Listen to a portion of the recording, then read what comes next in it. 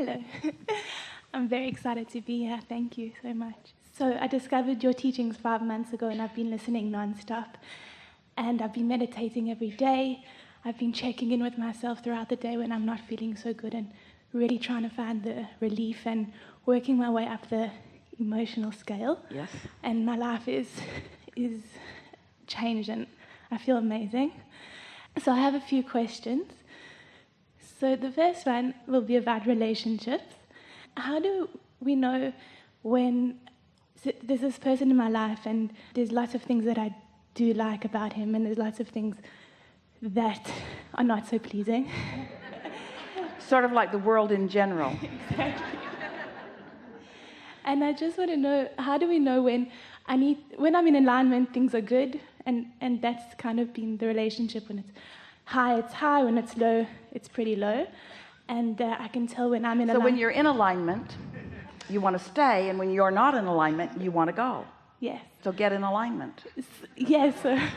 But how do I know if I need to just focus myself into alignment, and hopefully he can be that person that is my vortexual? Because getting into alignment is important that you know. Getting into alignment, we're not encouraging you to get into alignment so he will change. We're encouraging you to get into alignment so that you feel satisfied, so that he doesn't have to change.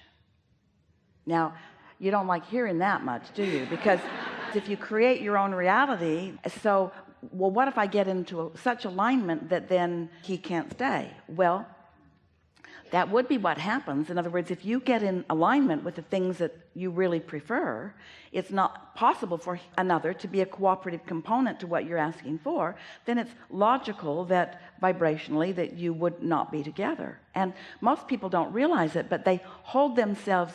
We're going to offer this in very precise words because we don't want you to jump to wrong conclusions.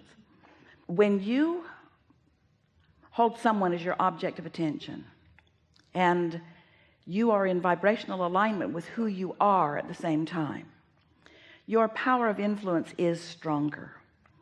But we are not asking you to get into alignment so that you can change people.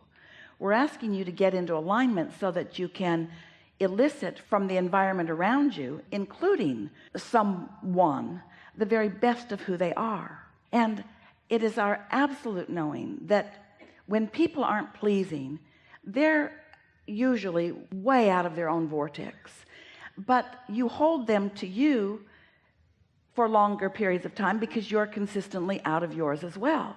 So when you get consistently into alignment, one of two things happens. Either those around you join you more, or those around you become different people.